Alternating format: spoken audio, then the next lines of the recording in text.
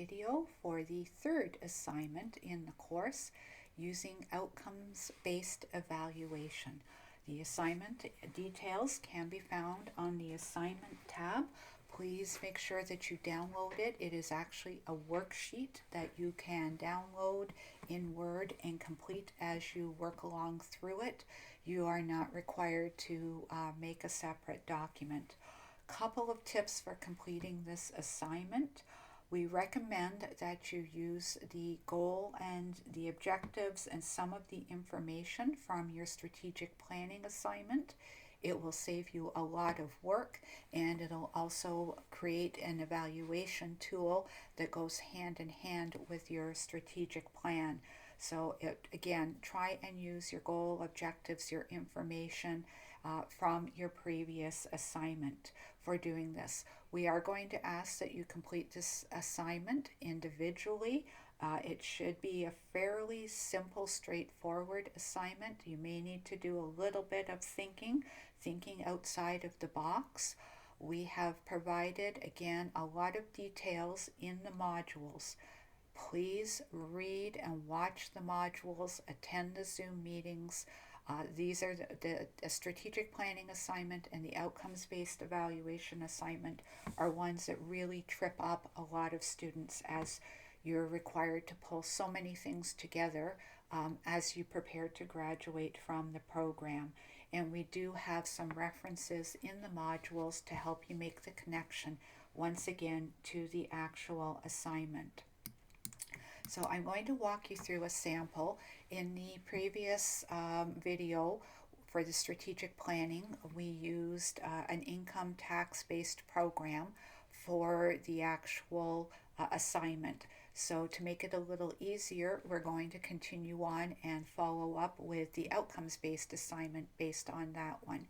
So here you can see they've very briefly described the program need or goal. So the easiest thing for you to do is very, very briefly put a few words about your program needs and pull your goal or put the goal from your other assignment in your own words here in this assignment. In the previous one, the goal was just one sentence. Here, the individual has added a little bit more information. We're not looking for you to use the actual goal technique. We're looking for some broad-based statements about your program needs, but we won't get too hung up on that.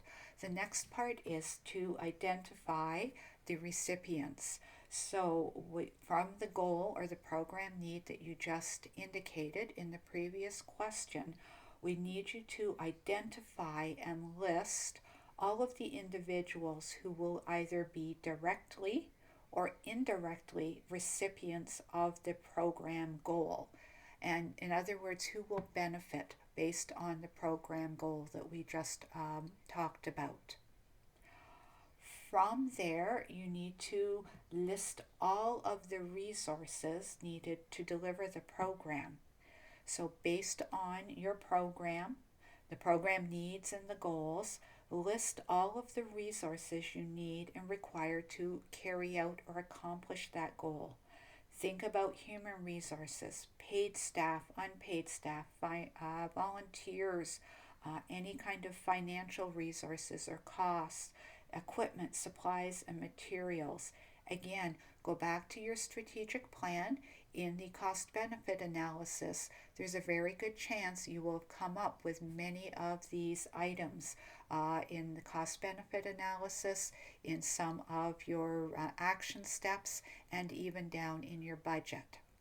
What you'll notice is make sure you go back to the modules. We give you lots of examples and explain the specific sections of this assignment. Next, we're going to talk about specific activities.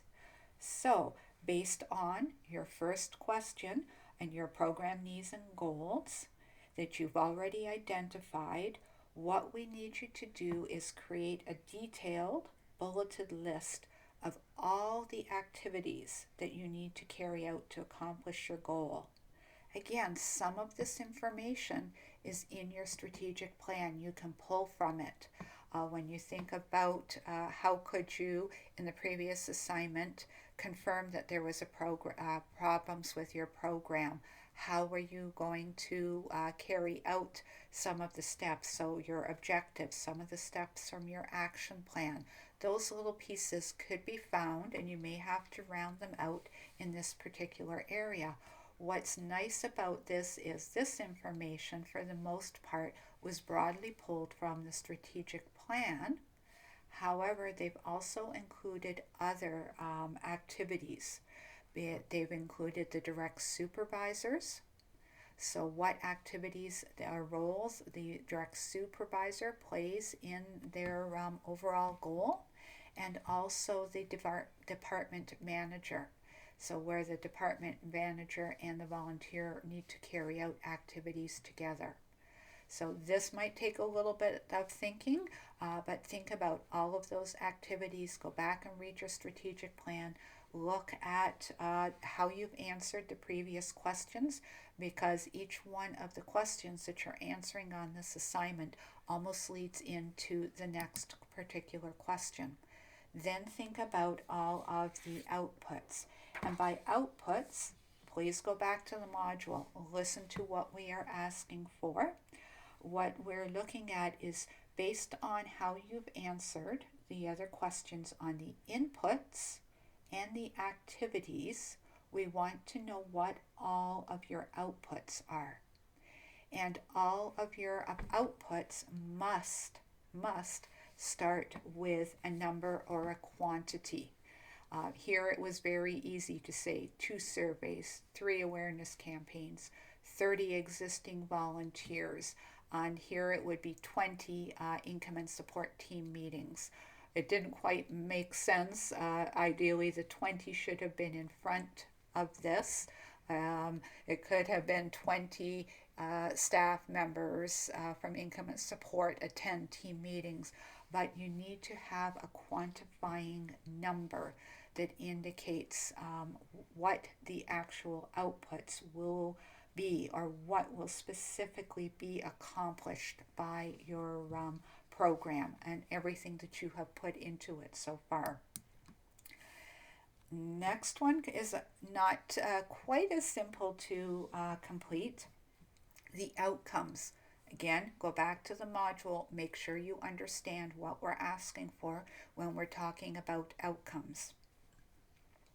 So you need to pull together for your outcomes all of the pieces. So your program goal, the recipients of your efforts, the resources you're using, all the activities you've just carried out.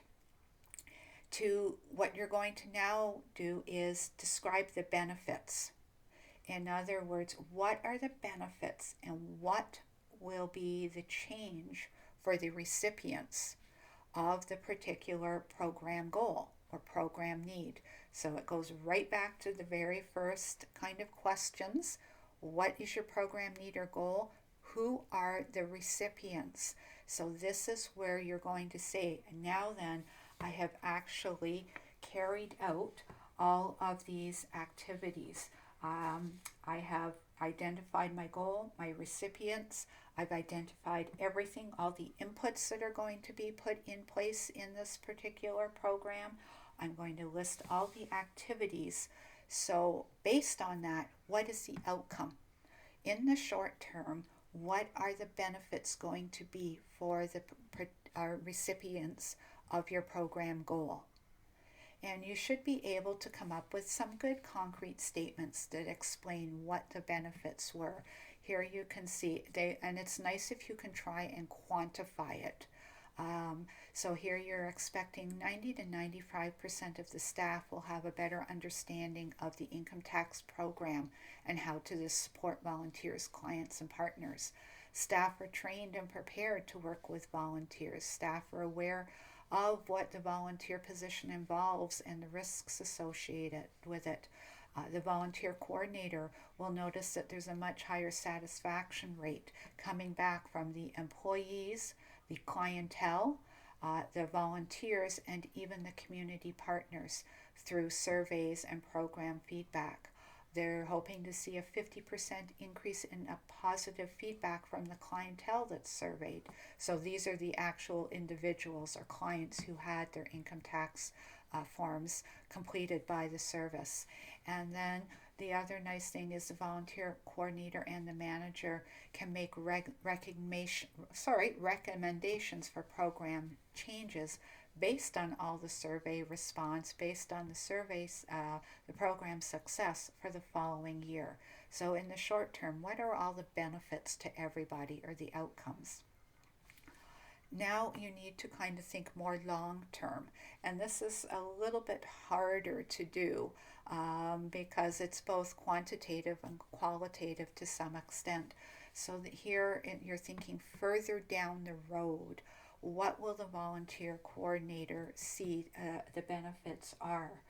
So they're going to see hopefully a better increased improvement in satisfaction and working condition, better transparency and communication in the organization, higher volunteer retention rates because volunteers will return, increased engagement, program recommendations, support from the staff, from the volunteers, the clients.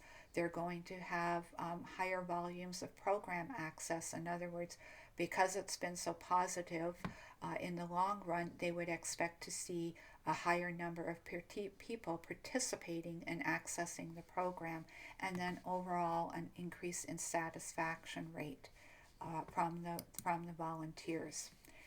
How can they prove that these outcomes actually took place?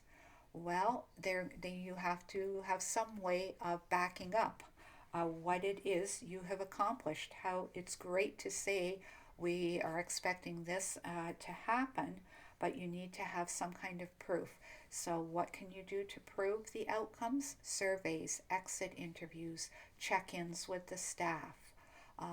And again, overall, what are the indicators that the outcomes were met? They're going to see or look for an 80% positive feedback from the reviews, from the volunteers, from the surveys of staff and volunteers, and exit interviews. They expect to see staff are much more engaged and supportive of volunteers, and that's related to higher referral rates for clientele from the staff. They expect to see an increase in volunteer applications, so more volunteers coming into the program and being retained by the program. And they also expect to see an improved relationship between the clients accessing and using the program and the community partners who are I'm going to say funneling or directing their clients from their organizations to the income tax program. So they've also got some future considerations. It might take a little bit of thinking. You're definitely going to need to go back to your strat plan and the modules to kind of get your head around some of these questions. Then the final part of the assignment, part B, is to complete some basic calculations. These are from the Volunteer Canada for the statistics that they provide for us to create some simple calculations that are used by a volunteer program. Please do not change the numbers in this chart.